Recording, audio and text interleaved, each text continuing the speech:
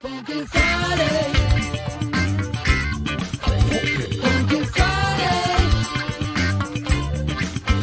Funky Friday. What's up, everybody? Here it's Steve Witchell. It is Funky Friday, June 11th, 2021. I'm coming to you live from New Orleans. It's 1:41 p.m. Central Time. Just telling you the time so you know if you're watching the replay, it's not that time equivalent in your time zone. If you're watching now and you'd like to comment, please make sure you click the link in the description to let StreamYard show your name. Also, make sure you subscribe to our YouTube channel. I didn't put the link in the description because I was rushing to write the description.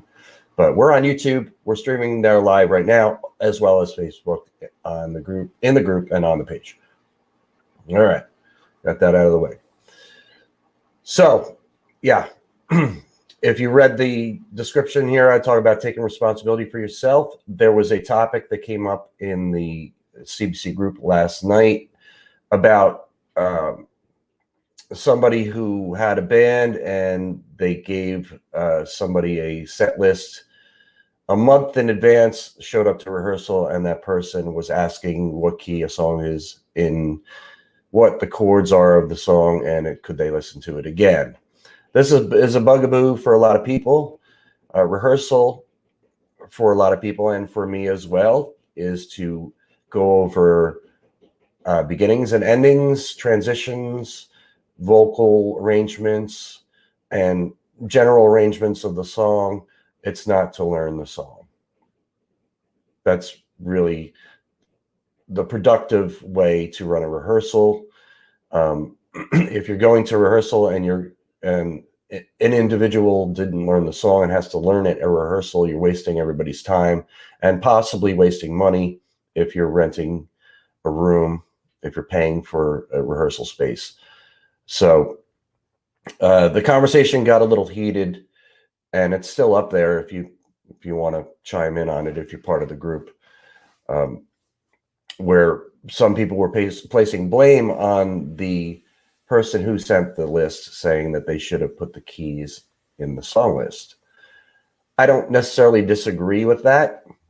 I think if you're thorough, you have a nice spreadsheet with like an Excel spreadsheet with all your songs, including the keys. And in fact, I didn't consider doing this, but on the Cover Band Central website, coverbandcentral.com, if you're on a PC and you look on the sidebar on the right side, there's I made a spreadsheet where there's songs in there that are super popular classic rock songs, and it's an Excel spreadsheet. There's 50 songs in there, and a lot of them you'll know if you play in a classic rock band. A lot of them you'll already do, and they have the keys of the songs, the tempo, the running time, and the artist, the original artist, and what else is in there?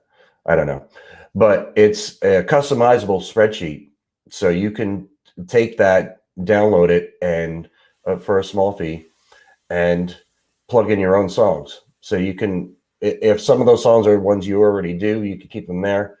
If not, you can replace them with songs that you do, and figure out the tempo, put the key in, all that stuff, all that good stuff. It's a really super cool way to organize your stuff. So anyway, any band leader that's that organized, that has stuff like that, that's the ideal situation, that you have that for players in the band, so they have all the tools that they need to get the job done. However, if you don't have that, it's still your responsibility to get the job done. If you're playing the guitar, you show up to rehearsal, it's your responsibility to know the song, to know the key, to know the chord changes, and know it. I'm in a situation, Mark said that's a great idea. I have to go find that. I should have prepared in advance, Mark. I didn't put it a link in there, but it is on the website.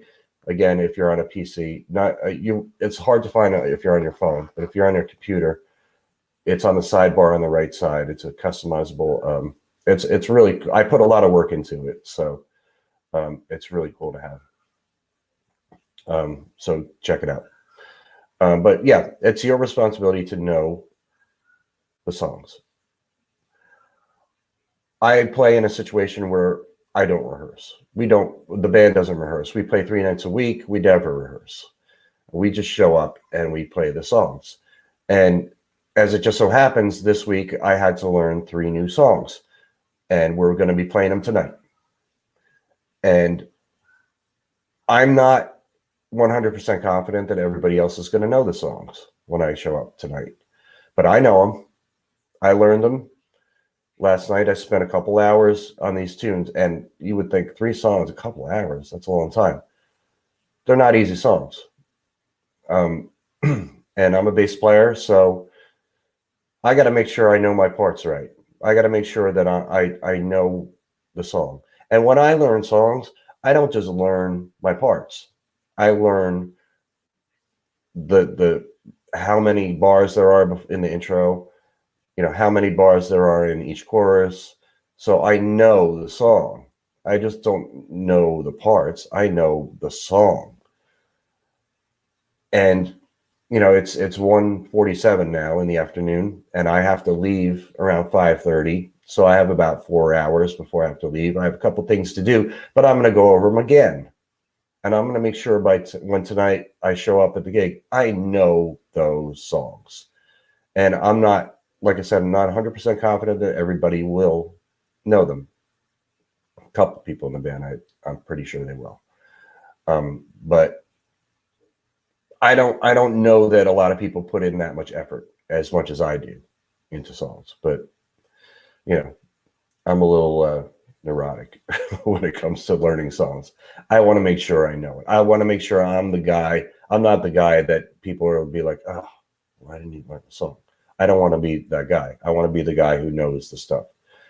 So it's my responsibility. It's nobody else's responsibility for me to learn it. You can't learn a song for somebody else. You can teach other people songs, but you can't learn a song for the other people. They have to learn it on their own. So I feel that way about me. Nobody can learn it for me. I need to learn it. I need to take responsibility for me, for what I'm doing on stage, for the notes I'm playing or the words I'm singing. And by the way, in at least one of these songs, there's a lot of vocals.